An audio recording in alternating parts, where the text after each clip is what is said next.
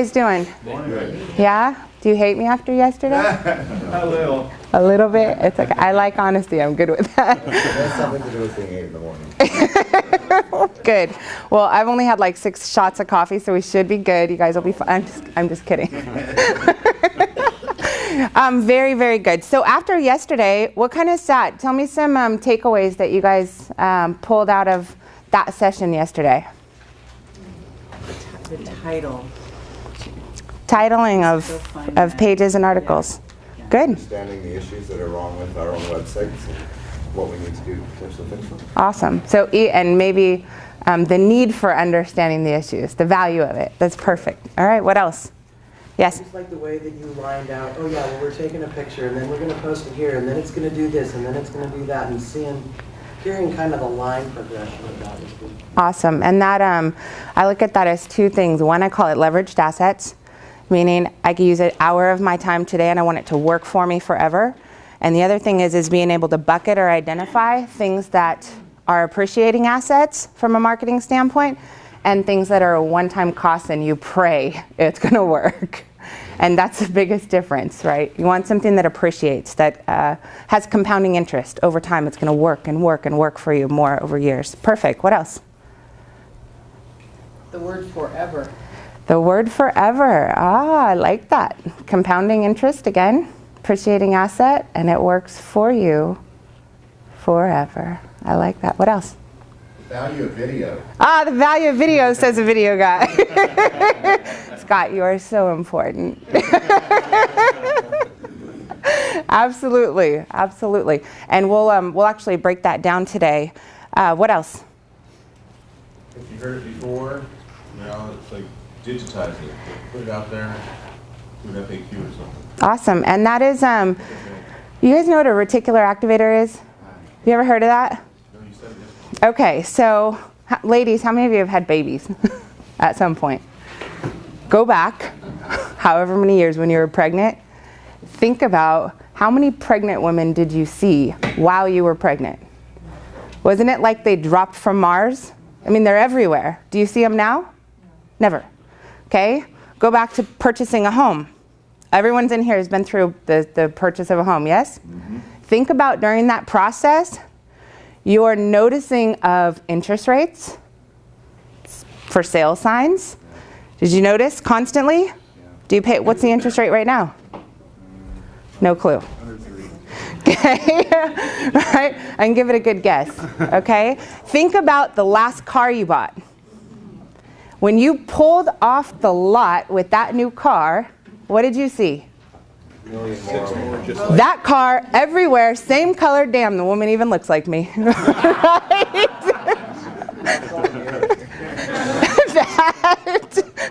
That is your reticular activator. Okay, that's what it does. It brings something from your subconscious to your conscious mind, and it makes you more aware of that. So, awareness, what you just said, is going to be the next time you pick up the phone in a short period of time where you have a conversation and you find yourself answering that same dang question. All you have to do is hook that connection to, I don't want to live in Groundhog's Day. This is ridiculous. And then make the move or the decision to digitize it. So you want that reticular activator to pull you into, this is not a smart way to operate. I've got to fix this. This is not a smart way to operate. I've got to fix this. This is redundant. It's repetitive. It's exhausting. It's time consuming. And it's preventing me from converting my time to money. Cash. Yes? And how do you get people to go to the website to get those questions answered? So calling and asking the same question. that is, and that's going to take some retraining. Most people are only currently doing what you're making available, right? They only have access to what you have available. So when they go to your site, it is either very, very clear that you understand the consumer or who is coming to the site, whether it's an existing tenant or a new prospect. You're very, very clear as to displaying, we know who you are, we know what you need, and here it is. Or they have to dig or they have to find, and so some of that is going to require some changes in order to do that. And that's going to be design changes. Won't it, I mean, how do you deal with that issue? Like when you Google something, oftentimes the information you're looking for, like the phone number, all that actually comes up inside the link, you know, the phone number is going to be right in there in the link, and people don't want to look for that information. They want you to do it for them. Yes. So they'll call you for it. So here's the best, here's my best kind of way to outline the proper mindset. Okay, we tend to dive into and focus on exception marketing, exception thought processes. So I'll give you some examples. If we focus on the percent of people who don't use the internet, then we're neglecting the people who do. As far as I'm concerned, there are people who don't use the internet and would prefer paper and so forth. Great, write it down, take a picture, post it on your board, and don't worry about it anymore. That's done. Okay, same thing with that. There are going to be people that if you put your phone number in the description inside your meta title, then they're going to simply be Googling. This may be someone who's more technically advanced, and the way that they search is they say, Siri, find me blank. And they talk to their phone, boom, it pops up, they click the call. So write it down, take a picture, post it on your board, not worried about them. Okay? However, if your website is not set up so somebody can do a quick Siri search, they can ask a voice to text query or question to Google, that's a different issue because everyone else that is set up that way, they got to write it down, they got to say, that's covered, we're good, I have them taken care of.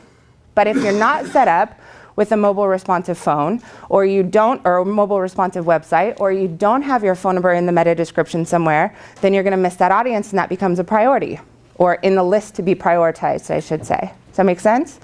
So we have to be very, very careful. You are going to instantly, from a mindset standpoint, want to identify the exceptions. And that's fine, but the rule is write the exception down, move on to what you're not currently getting. So sometimes I'll hear people and they'll say, well, we don't get any calls from our website. Our website is not a great marketing tool for us. It's not going to generate new business. It's not going to reduce operational expenses or relieve customer service of redundancies.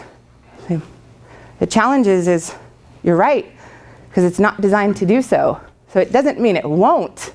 It means it's not, because it's not properly set up to do that. And so we have to be careful about that. But good question. What else? Does that make sense? Yeah. I think sometimes the internet's used so much for sales, but when you look at our websites, operations, we're not selling anything on the website. Operations. We're about information. Yes. So I think that's where we need our best help is how can we present our information for our users on our website, because it's not about selling items. Perfect. You know what I mean? Perfect. And the process is the same.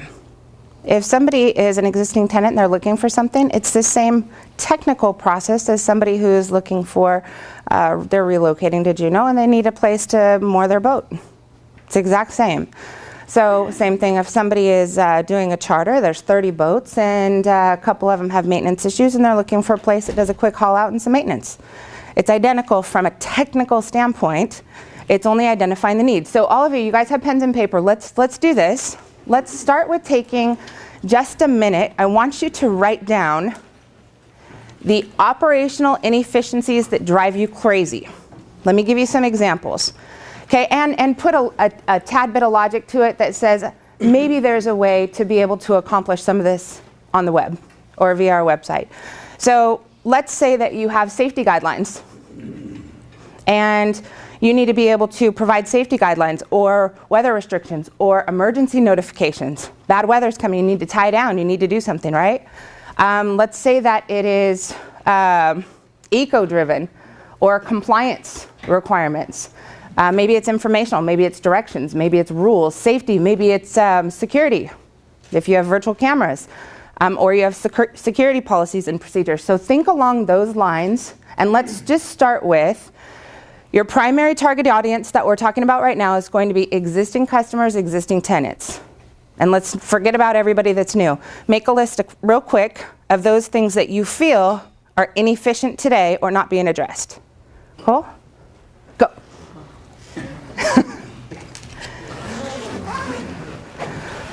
I couldn't pull the rest of them like you did.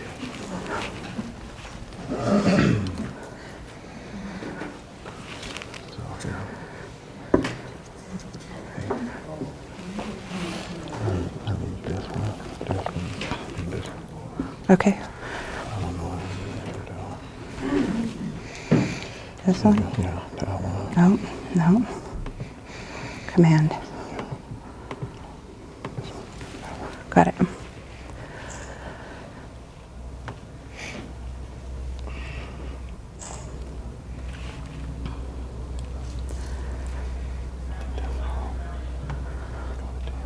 Okay. All right, initial thoughts.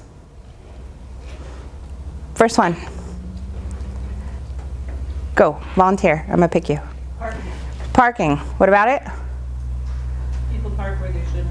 They park in loading zones. Okay.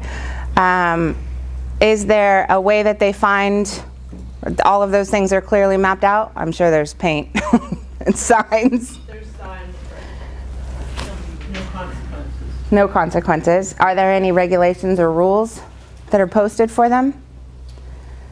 No. Okay. Just no parking signs. Okay, so that's unfortunate. That's more of a procedural issue than something you necessarily, I mean, posting the rules and regulations on the website, providing notifications, being able to send a quick email reminder of the new rules and regulations. It's going to start with identifying what are the consequences. Are they warnings? Are you going to get towed? I know at our marina in Seattle, we get towed. No one breaks that rule unless you're an idiot coming in for 4th of July and you got a half rack of beer and you park where you're not supposed to. But that's going to be identifying what are the rules and regulations. Then it's going to be properly posting them on the website in an area that is designed for important updates for existing tenants. And it's going to be saying these are the rules. We are going to start implementing them. What are the timelines? And then it's going to be using possibly an email marketing system. Do you guys, how many of you have all of your existing tenants' proper contact information, including email addresses, in a database that you can quickly email them? Okay. We've been trying for about 5 years, and we get like 2 every newsletter. We put it out there, and we ask that same question, and we get about 2. So tell me what is the newsletter? Explain the logistics of it. Is it a paper? It is paper. It's paper. Okay. And we do post it to the website as well. Okay. And so ideally, what we want to try to do is get away from snail mail and the cost of postage, and just be able to do the email blast. And we are. But you can't email them until you have the email addresses. Yeah. Okay. So in your onboarding process, when you're bringing on a new tenant, is having an email a requirement now? Yes, we do have the line that we've added to our brokerage agreement to be able to have them fill that out. Is it a requirement? We try. We're open 24 hours a day, and so sometimes some of our customers are coming in after hours with our security, and so they're not always on the ball to make sure that every field is filled out. And to be honest, as long as they're taking payment and they have a signature on there, honestly, I can't ask for much more than that from my security. But so. You can. Well, you choose. You can, but we have different people that come through. Sometimes they're only there for a week. They're filling in, and it's a lot of information for them to learn in a short amount of time. Okay. So from an onboarding standpoint, have you thought about moving them from a piece of paper to a digital onboarding process where you let the technology format the rules? So instead, you flip a computer around, you have them fill out their information on a keyboard, boom, you have a web form on your website. It has all the required information. They can't move on if it's not required. They're going to just put it in there, and they're not going to think anything different. A, you remove the paper. B, you have a digital asset. C, you get to import it into a database, your email database, your client database, however you want to do that going forward. And everybody's used to buying the damn cup of coffee at Starbucks and signing on an iPad. It's that simple. It's the same thing. That simple.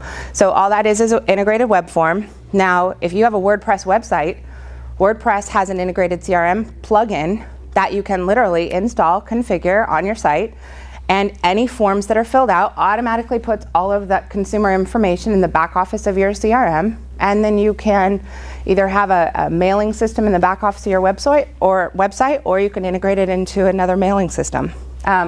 If you are on CI Web Group site, anything that we want, anything that is information or data that we want is going to be a web form. This web form is automatically tied into, and you guys should go here and click on that link, a program called Office VP, totally integrated into the website. It's your CRM, it's your email database. It holds videos, webinars. If you want a training series, everything is in one place. It's cheap, easy and it integrates with any website. So that's an option. You can build your forms in here. Forms are an embeddable widget. Bam, paste it on the page, you're done. Then it's just a process change. CRM is a customer relationship management system.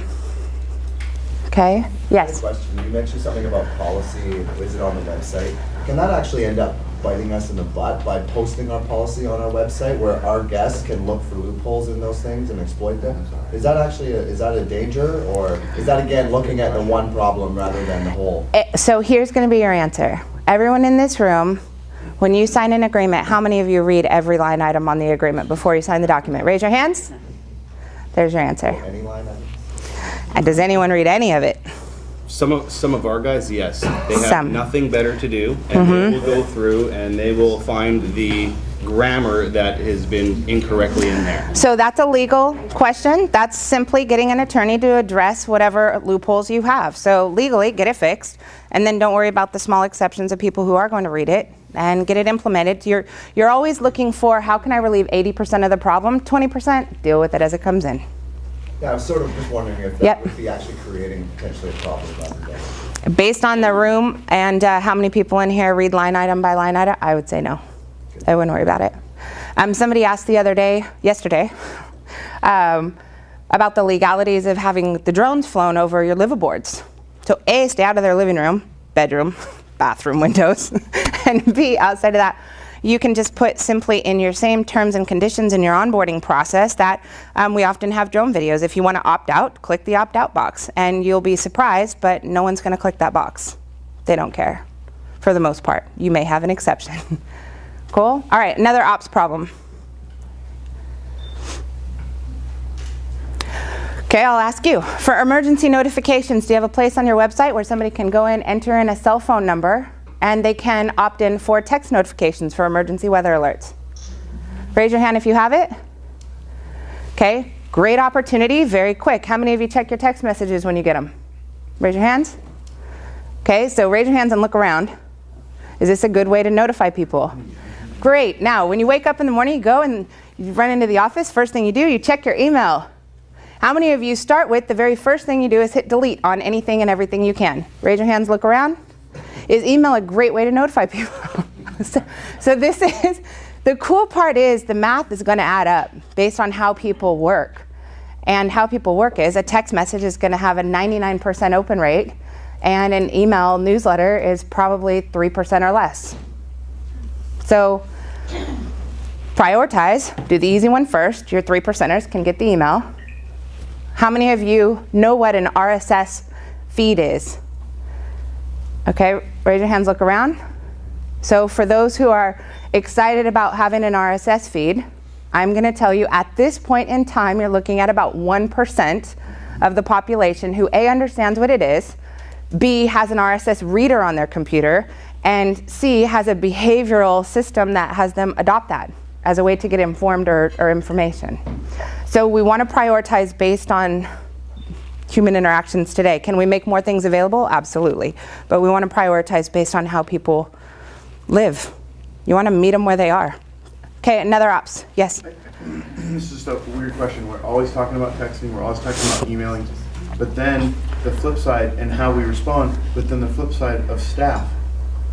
When you text, like if I text a staff member before work about a problem, they don't have to respond because they're not on duty yet. They're not on the payroll. So it's a conversation to have, how does that work? See, we're all trying to do that, but then again, that person has a separate life and they're not coming to work till 8 o'clock.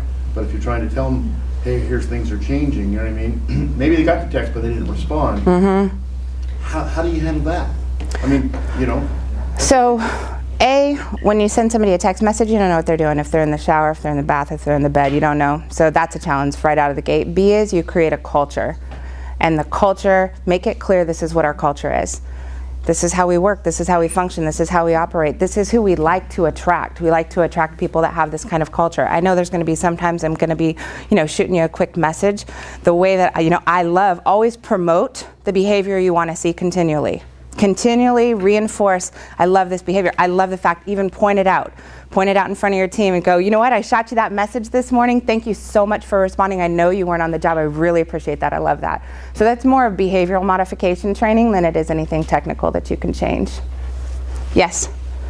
How does that text message go out to a group? Like, is that an easy thing to set up? Yeah. So if your website, we'll put two things in place. Let's say A, you've got a great website and people can subscribe, and B, the subscription goes to a mobile app. And you have a mobile app where it's basically a secondary version of your website, but all of your tenants download your mobile app. Fastest way to get information, emergency notifications. You have to say that the value of downloading this mobile app is because it's in your best interest. If your boat catches on fire, if your boat's starting to sink, you are going to want this mobile app on your phone because that's how we contact you. How many of you are familiar with and know how to download a mobile app on your phone? Raise your hand and look around. How many of you would be comfortable with being asked to download a mobile app to know if your boat caught on fire? Okay, great. That's how you sell it. Mobile app, all you do, log into the back office of your mobile app. It's called a push notification. Shoot the message, click all on that audience, and hit send. Yes? We have basically a commercial-only port, and a lot of the operators are not even close to being computer savvy, let alone even want to deal with a smartphone. And that's the write it down, pin it to the board, and move on. For all of them, it's you won't. You will not. There is a. Well, let me say this. There is a certain point at which behavior modification is more work than it's worth. Yeah. Call it a day. Is what it is. You're going to have new generations that come in. You're going to have different personality styles that come in, and you're not going to worry about that in your next phase. So it's a challenge, yes. The use of text in the business world, it's been fairly recently, within the last year. We got a new staff office person. She's 25 years old or 24 years old, and she's the front desk clerk. All my life, I would come in to the office and have a stack of sticky notes with people's phone numbers on it, and, all these messages. She started texting me messages. And at first I'm thinking, could you please write it down? Or send it to me in an email. When I see text me, all I have to do is hit the numbers in there. Boom, call. The link. Click to call. So it's pretty cool. But I also have staff that, I insisted, if you're not going to make it to work, call me. Right? Don't leave a message on my recorder. Don't tell somebody else. I want it. Well, now I got staff calling me saying, I'm sick today, I won't be to work. Calling or texting? Texting. Okay. And that's cool. I kind of like to hear the fake, I'm not coming to work. So you have this same benefit. As soon as you get the text, you go, hey, just got your message. Aw, okay. You still have click to call. So let them do what's easy, convenient to them. You have recordable information and data based on their sick days. It's recorded. You have documentation and click to call. And then you can hear the drag out story. It's texting me now. It is the way of doing business. For now, yes. And there are others that are totally in instant messaging and don't text anymore. So it's going to transition, definitely. All right. Does that give you kind of some ideas from an operational standpoint and how we need to be looking at things? Because this is resources. It's time, you guys, that we're spending. We could improve. All right. Let's see here. So if you did not give me your card yesterday to sign up for the laundry list of things, you can go to ciwebgroup.com, fill in that form. You go into my email system. We're not email spammers because I know you're going to hit delete, so I don't care. So, but definitely, you guys, you can fill out this form and it'll do the same thing. We'll know you're from the conference. All right, so let's run through. We're going to start with, let's see here. I'm going to go Friday Harbor because I visited there with my family my whole life. All right, you guys. So let's go through and handful of things. So you have visual there are going to be things that are visual appearance, things that we can change. There are things that are going to be technical things we can change. I'm going to guess right out of the gate that you guys are on WordPress. So, fantastic. Step one, golden. Unless you murder a WordPress, like you have to hurt it to mess it up, usually, because it comes with lots of bells and whistles just right out of the gate. WordPress is a content management system that's been built for the last 15 plus years. It's what's called an open source platform, which means there are developers from around the world all contributing code to a central library, which essentially means the day you start a website, just by simply choosing to use WordPress, you have $1 million application sitting behind your infrastructure right out of the gate, which is very, very smart versus custom coding, having somebody come in and design something from scratch and so forth. You want to avoid that. Go with the largest CMS system in the world. There's the most bells and whistles and plugins and things you can do to this as well. You guys good? Yeah. Okay. All right. Now, so little things. Phone number, we don't want to hide information that's important. So instead of having the phone number almost blue on blue, make it pop. I'll give you an example. But make it pop. Anything that you want to be easy, make it easy. Make it easy. So you really, really, really want this to sign up. So if you go to this website, are you going to know who to call? If there's an emergency, are you going to see who to call? Okay, make it pop, make it stand out. This is either going to cost you time and labor, or it's going to save you money and let you go make money in different areas. Let's see here. Let me get back to my Harbor. All right, so Friday Harbor, same thing. Call to actions, write down CTAs. All of you are going to have CTAs on your site. You need to identify what the CTAs are, call to actions, prioritize them, and you need to place them so that they're easy for people to take the next action. So call to action would be update or tenant information. Update tenant information. Would that be a call to action? Okay. Sign up for emergency notifications. Is that a call to action? What else? You guys tell me. Sign up to the email list.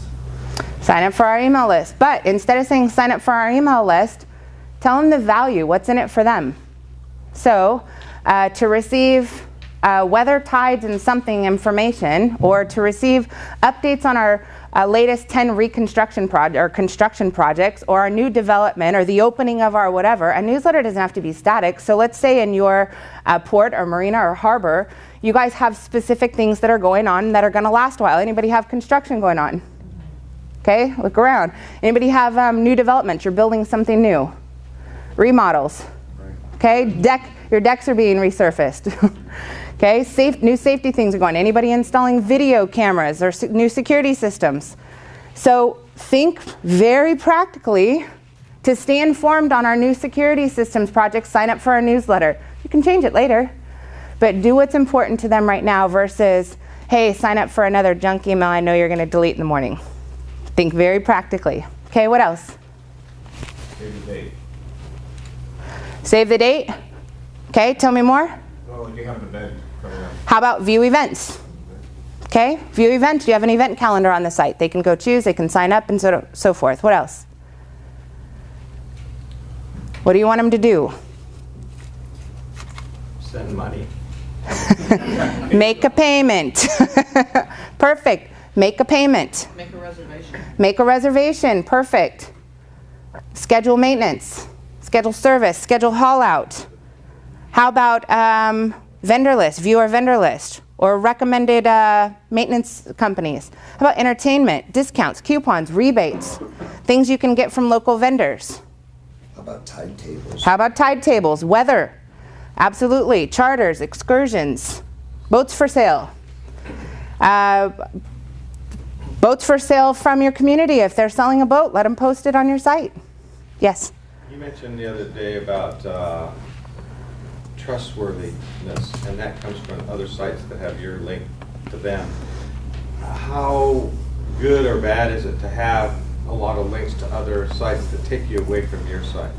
Ooh, that's a fun question. Okay. That's actually really, I get excited about that because it's an easy way to market and use other people's marketing dollars for your own luxury. So let me just go here. So let me show you a comparison. This is Gig Harbor Marina's current website. What's missing right out of the gate? Perfect. What else? Dark, very dark in color. It's too long. Okay. Good information isn't at the top. Okay. What's the difference? Numbers right there in the corner. What else? It has CTAs. It has CTAs. Awesome. Gig Harbor's pretty visually appealing, yes? So having some kind of a slider. Now this is a dev site, not done yet. Okay, these are CTAs. These are the most important 4 factors they want to drive people into. Is it clear? Yeah. Did they have to read 3 paragraphs? No. Can you instantly go where you need to go? Yeah. Think design. Do you feel like you're on a boat, on a marina? Yeah. It feels good. Okay, write this down. Okay, connect, engage, convert. Connect is meet people where they are. This can be SEO, search, Google, social, text, phone. Meet people where they are. Engage is, you want to engage with an emotional response. You want to engage with people's emotion, which means people don't care how much you know, they care how much you care. You have to understand who is your consumer and what is important to them. Not what do I sell, or what do I have available, or what is the new policy or the new guideline. How is it going to help them? How is it going to protect them? How is it going to save them money? How is it going to protect their vote or their boat? How is it going to make them feel more comfortable? So you want to think, you want to make it very, very easy for them. Okay, what is this?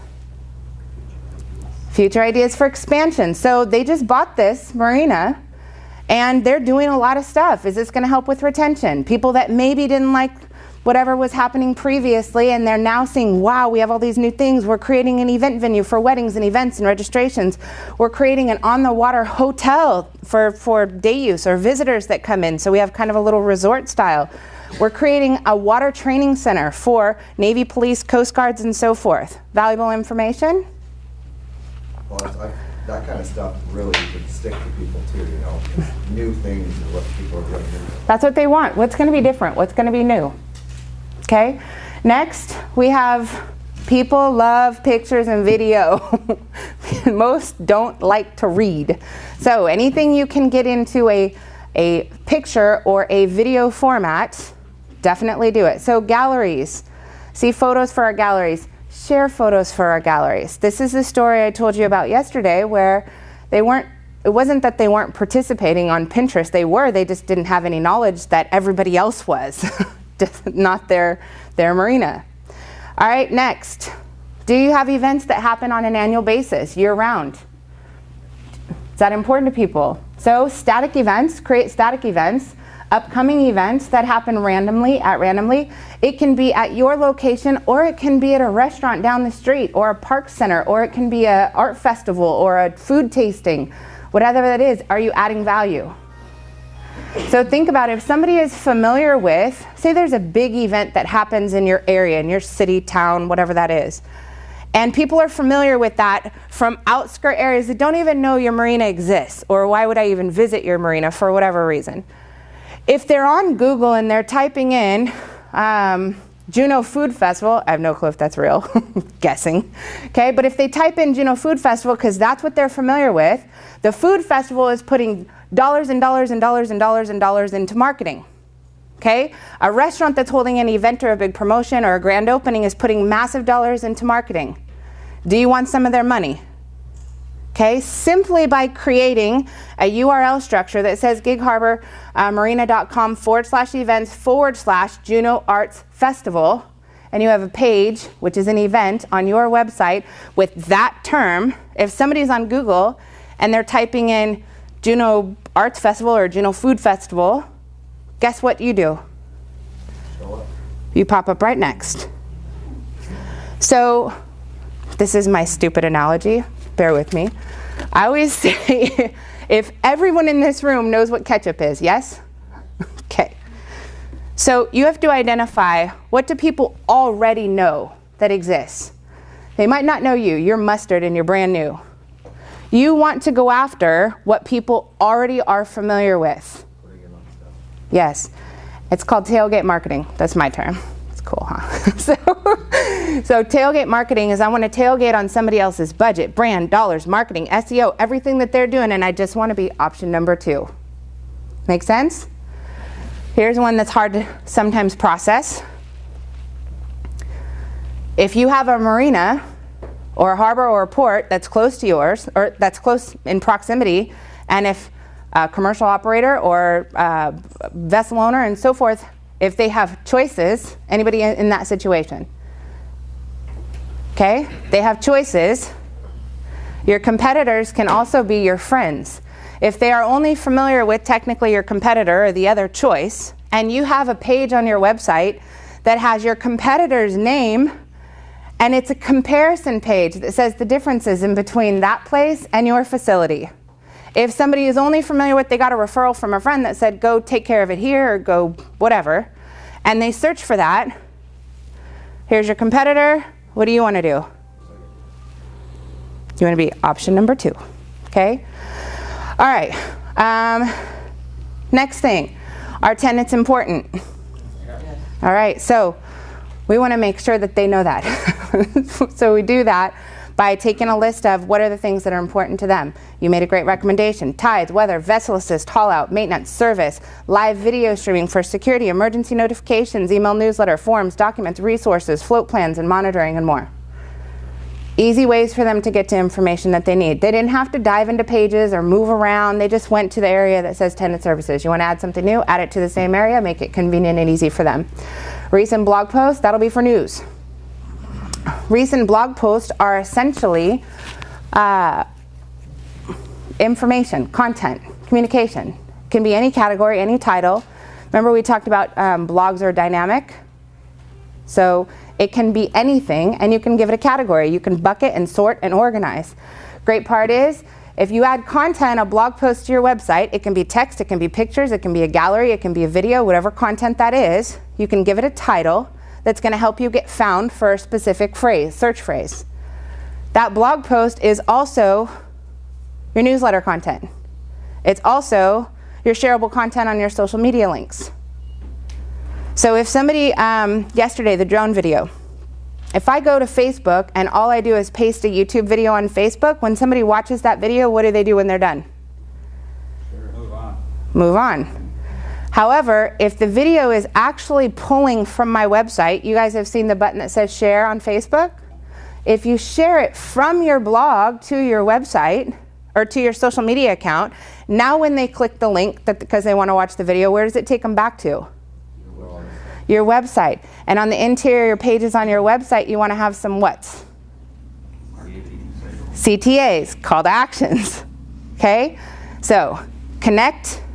That was the first one. What was the second one? Engage. Convert. CTA is your conversion. Connect, engage, convert. Okay? Now, for content. Marketing is a threefold process, especially event-based marketing. Okay, it's before, during, and after. Before, during, and after. Let's say you're having an event. At your marina or port. What is the before? Telling people it's coming. All right, and the during is, I'm going to capture what? I want digital assets from every activity. Pictures, what else? Video, fantastic. Perfect. Okay, people love to see themselves. I promise you, if you throw a party, take pictures, and the only reason people will go to the website secretly is to find a picture of who? Themselves. It's the easiest way to drive traffic to your website, okay? People are vain. They're not going to tell you. And sometimes it's just because you want to make sure it's, not a bad side picture or whatever, right? You don't want bad pictures on there. If you're going to post photos and it's going to be at an event that you're hosting, it's legal as long as it's on your property and it's your event. You can take photos, whatever you want. Second thing is don't post crazy looking, mouth all garbled, food hanging out of your mouth pictures of women. They will kill you, okay? So, try and have some grace for identifying good and bad pictures, and if someone looks disfigured, don't post it. All right? So next, what do we have? CTAs. CTAs, fantastic. Links to. The footer is one of the most important. Your header and your footer are the two technically most important, what should be assets on your website, because they are static on what? Every page and post throughout your entire website. Use them and use them well. If you have a website and the only thing you have down at the bottom of it is your copyright, are you using it well? So think about, how can I leverage the footer so that people instantly have information they need? The address, map to my instructions, parking, policies, contact form, subscription, and so forth. Use that footer section. Do you like all this? So cute. Okay. So Up the page where you had the blog, is that only in WordPress? It had that as one of the things you could put there? We don't, so we custom design everything. There's not a template or a theme you can download for $35 that looks like this, obviously. So we custom design each piece. WordPress has the post management system, which is a blogging system. So we can take that data and we can display it in any format or anywhere we want on any site. However, navigation, you're always going to have blog somewhere in the top level navigation. They don't have any posts in here yet because they're still in development. However, you'll have recent blog posts, archives, categories, and so forth. So as they fill out all the content, that information will start to flow in. Cool? What you thinking? Well, yeah, the blog is a new thing, so I just didn't really get. Somebody will go into their own website once it's live. Somebody in Gig Harbor will log in. They can. Post. Are other people then going to be commenting on the blog at that site? Good question. So, WordPress is built with a with a WordPress commenting system, which means somebody can go to a blog. You can turn on or off the ability for people to comment on your blog. If you're heavy into marketing and you believe in your customer service and you're not worried about people saying negative things all the time, it's fine if they're here and there. Then what I would do instead of that, there's an application called Facebook Commenting. So if I go to our site, click on blog, Facebook Commenting, and it's going to be in, so I'll pick we'll pick this one. It's going to allow somebody to comment on, this is the design, your blog post, and it is going to automatically publish that post out to their own Facebook account. So a great way to use that is if you have photo galleries, picture galleries, video galleries, shareable content, event photos, event pictures. Allow people to be able to go in there, comment, boom, it's out to their Facebook page. On their Facebook page, if somebody was to click or comment, it's going to keep that thread inside this page, and it's just easy marketing. Easy marketing. And it drives people back to your website. That's a good question. Yes? So I think a lot of cities lately have been talking about locked Facebook pages or unlocked Facebook pages. Like the city of Sitka, they have a locked police department Facebook page, so they post things that you can't comment. It's just information for the public. They don't want people commenting. Yeah. That's pretty standard. I mean, you don't want people commenting. It's standard for municipalities? Yes, it's standard for government. It's standard for corporations who are nervous, scared, or have not adopted a social media policy guideline. And it's changing. I mean, we take people through that transition. I can count the clients that came in and originally their corporate guidelines and policies were no Facebook anywhere ever, you're not allowed. Like, no one. And now literally they having staff, they send out a message internally to their staff and say, hey, you guys, we're doing this event. Would you mind sharing this on your personal Facebook pages? So it's transition. It'll take a while. So I would, for now, for the cities, is write it down, post it on your board, call it a day. Yes? So we also get pushback from our IT department that our website has to be ADA compliant. So we got a real clunky email or a real clunky website.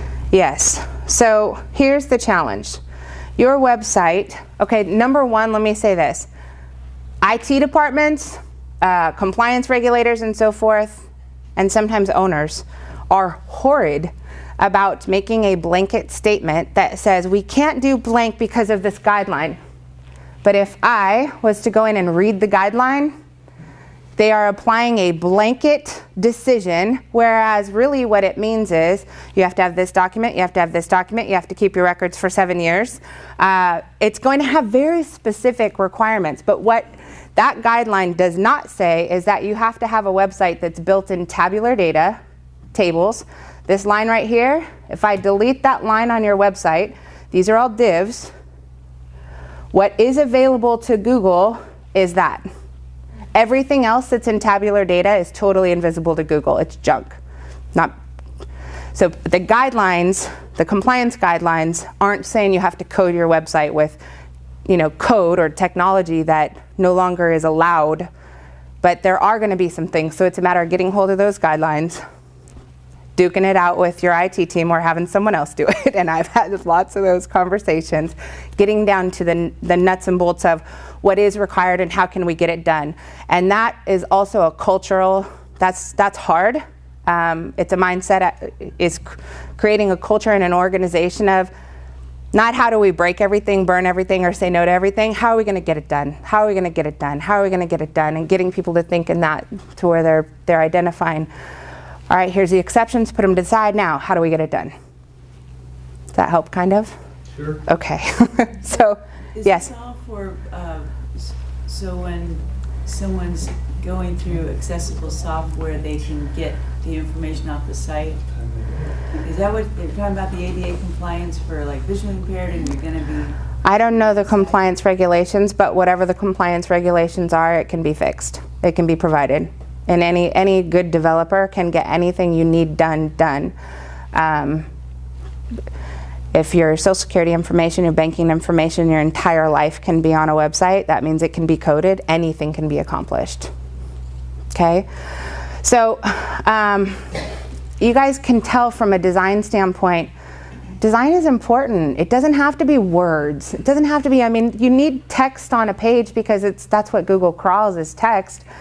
But you have two audiences you have to please. People who don't have what?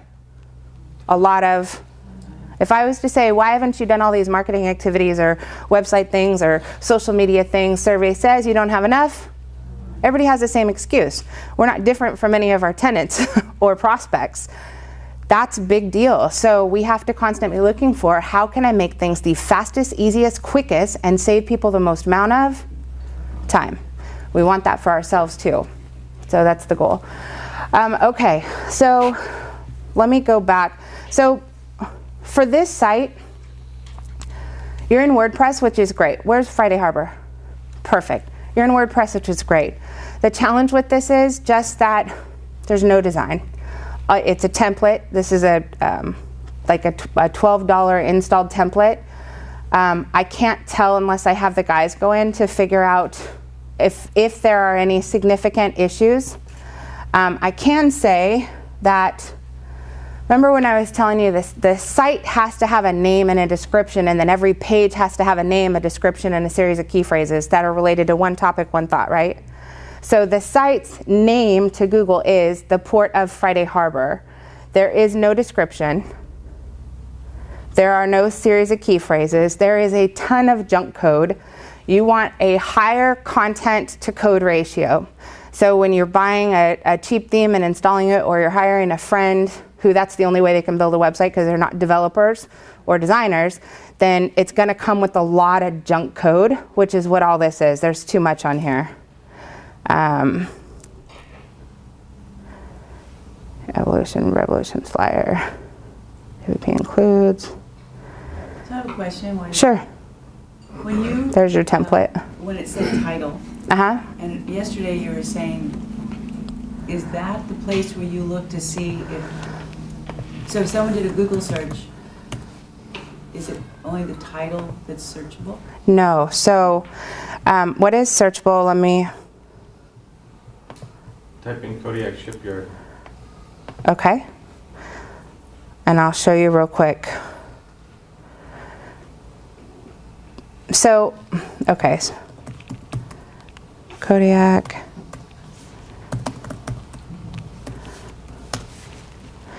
Okay, so we're looking for Kodiak Shipyard. There are 69,000 pages inside this drawer. It's not a lot. That's easy, easy, easy. 300,000, easy, easy. 500,000, easy, easy. 500 million. So, because you want to be one of whatever that number is, and you don't want to be one, you want to be 1 through 10. So Kodiak. Now, so this is good. The reason why this site doesn't have to work as hard for a branded search, meaning if somebody is searching for Kodiak Shipyard, it means they already know who you are. So this is not technically SEO to be introduced to somebody new. This is, you already know who I am. This is like a baseline must-have, whatever your name is, and I don't care what. Yeah, if I'm looking for Jennifer Bagley, I better show up, right? If you look for yourself, you need to show up. If I look for CI Web Group, you need to show up. Not number 1, you need 1, 2, 3, 4, 5, 6, 7, 8, 9, 10. Now, SEO would be, I spoke at the NMTA conference last year. How many of you were there? Awesome. Awesome, awesome. So if somebody is looking for an NMTA conference, SEO would be, I'd want to make sure that if they're looking for something else, this is the catch-up. You guys already know about NMTA. By the way, PCC Harbors is going to have the same thing happen. It'll probably take us like 3 months, but when you Google yourself, you'll find this event specifically, video and so forth. But that's SEO, is getting found for something that someone's looking for and they don't know you. Make sense? And if I click on videos, so anybody that, I'll give you another example. Our company is the preferred vendor for all digital marketing for brands Goodman, Daikin, Amana, which are global, pretty big brands. So if somebody is looking for the Amana brand dealer program, where do I want to be? So, yes? Okay, so what if someone just typed in marinas on Puget Sound? How do you make your marina pop up 1 through 10? So first and foremost, you need to have a page. And what is it? Something exciting? Oh, no, it's the rivalry. Whoever popped up just now. I know. I just felt the room change. Okay. Okay. So you need to have a page on your site. This is what's awesome. There's only 84,000 pages. We can do this in our sleep. 84,000 pages. If it was our client, they would own position 1, 2, and 3. We'd bump anybody else out of the way. The number 1 is, you'll notice that this is what we're looking for, marinas, Puget Sound. Notice that Google's going to highlight the words that it wants to see because it's text and braille, it's a filing system. So you're going to see the word marinas, marina, marina, Puget Sound, marina. This is your home page. This is your page title and your site title combined. That's what shows up here. This is your URL. This is your permalink. So the first thing I would do is I would have a page on the site that said yourwebsite.com/marinas Puget Sound. That'd be number 1. Then I would have in the description notice this is your meta description. If you want to see somebody's meta description on any page, you can go inspect element. Anybody can do this, not some fancy. You can go into head, which is your header title. You can see your title, and you can scroll and find your description. Let's see.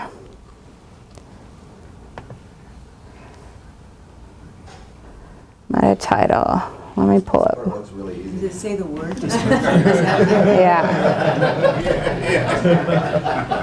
Yeah, you make it look easy. Right. Totally my bad. There's your meta title. Optimize with Yoast and so forth. Okay, so you can pull up their description, you can pull up their header, but when you are logged in to your own website, WordPress works like a dollhouse. The front of the dollhouse, turn it around, you're in the back of the dollhouse. So this is the back of the dollhouse. That's your editing application. How many of you can make changes to your website without having to call a techie? Okay, awesome. You should be able to do that today. You should not have to call anybody. So I'm going to go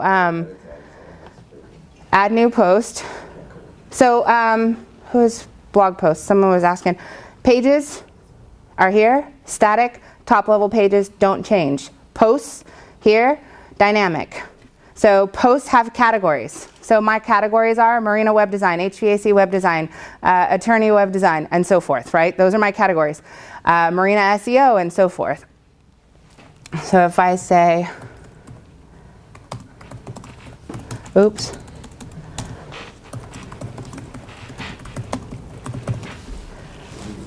Okay, so if I want to be found for Marina Import web design. And that was because in the description you put, or in the... That's because we're ruthlessly evil. You guys used to have somebody that specialized in web design, and they occupy. So notice all of these. Marina Import Web Designer, sample Marina starts. Marina Import Web Designer, Maritime Web Design, Marina Import Web Designer. So hours and hours of doing that. Oh, no, that's like 5 minutes I can get. but where did you put it? So here's your example. So what was it? Marina's in Puget Sound.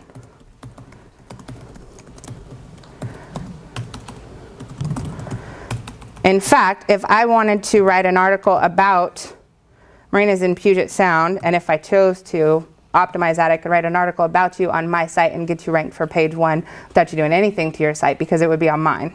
Make sense? So here's your so remember I told you guys yesterday about marinasimports.com that we're coming out with that site? So here, let me show you. We've already done this in the HVAC industry. So when it comes to HVAC, okay, I'm totally recording. Not something that I'm totally enthused about, air conditioning and heating units. However, we kill that industry. That's our baby. So in that industry, same thing. We developed a directory engine where we take all of our HVAC clients and we build them directory listings, blog posts, and so forth on a secondary site. So this is our site. All of our HVAC clients are here. And this will do the same thing in Marinas and Ports, but this is how we monopolize certain things. So in here, each one of these, air care system, heating and air conditioning, enhanced comfort, these are all our clients. These are their locations.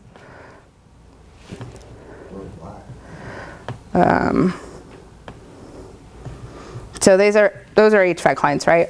Now, when one of our clients, so something that's important to Folks Heating, they're out of New Jersey and New Jersey, New York, and they do oil to gas conversions. It's a really big business for them. So they have somebody they didn't love that happened to be near them and making them have anxiety on page 1 of Google. So first, we're going to optimize it so that they own position number 1, 2, and 3. And about the max you can do with a decent website is get 3 positions out of one site. If you're really, really good, you can get 5 or 6. But we also are using our directory to monopolize Google and move their competitors. So if you're looking for all the gas conversions in that particular location, you really kind of are just going to call them. So, does that make sense? Okay. So you're saying that they're in position 1, 2, and 3 themselves, and then you put yourselves with them in 4, 5, and 6? Yeah, using the directory engine. So same thing, which will be the goal of marinas and ports. That's what we use this site. So this is what we're designing for marinas and ports. We'll do the same thing, but on here we're going to have boats for sale, yachts for sale. It's a community. We're not charging. I don't care, because the only thing we want to do technically is be in front of somebody who might need digital marketing work.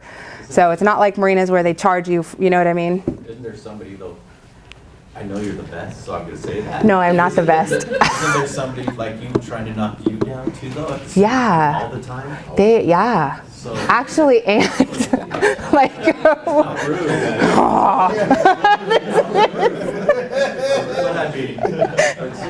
whole time, so here, let me show you something. We just flatten their tires so they can't. No, I'm just kidding. Oh my gosh. Okay, how do I? Gosh, I hate it when it's separated like this. What do we do? Get me logged in. Oh, there it is. So, who just mentioned you have to make it popular in order to get to the front of Google. So one is you got to have the right content on there, right, and titles and tags and everything else. The other one is you have to make it popular. Okay. So, and I'm going to address our bludgeonings. Just kidding. You tell I like it. Is it sick? Okay. see this little twinkle in Oh my gosh. Okay, go. Start. Run. The internet's really slow here, but. It's like 100 years ago. Okay, so I'm going to let that pull up, and then don't let my ADD get you here, get me. So let me go back to this, and then I'm going to come back. So on page first, inside WordPress, this is your title, which is your post title or page title. Now, in a URL, when you search on Google, it's a combination of your site title, which happens in, if you happen to be on WordPress, it is settings, general, which is where you identify what the label is of your site.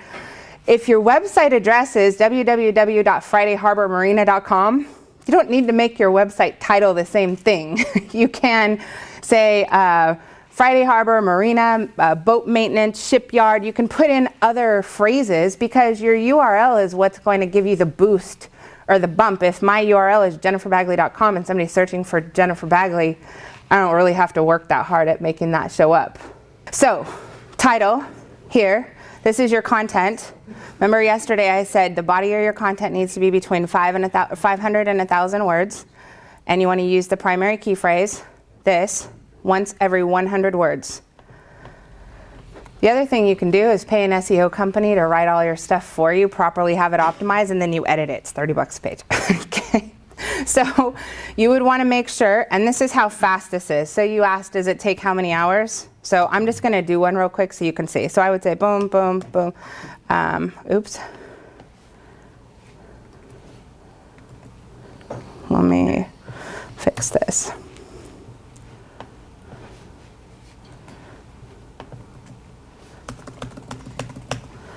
Okay, so now I have a 20 word count. I know that this is in here 5 times. I'm going to go through here. My focus key phrase is Marinas in Puget Sound. I'm going to make my SEO title Marinas in Puget Sound. I'm going to extend it because I've got 60 characters available. I'm going to say Puget Sound Marinas. And let me see if I have, for example, and I still have room, so that's good. Then I'm going to take this SEO title. Notice what's going to happen here. I'm going to put it in the description. Let me go save post on this real quick. Save draft. So Marinas in Puget Sound. It is now my URL structure. As soon as this saves, all you would do is go bounce in a little bit of content, throw in some photos, put a bullet point list. What are the benefits? What to avoid? Why should you be here? What are the top things about are, you know, different marinas in particular, whatever that is. Just think about best ofs, what to avoid, what to do, what to look for, and make list items. It's a lot easier to create content than trying to be an editor, an article writer. And people love bullet points and lists. So notice right here, this is what's going to show up to Google. So what do you notice about that? Multiple ways to spell it.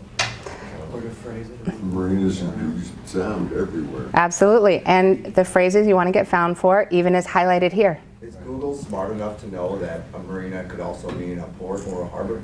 No, Or do you have to there's no intelligence. It is, Google is deaf and blind with no brain, only a robot with an algorithm. So if you don't put the word port,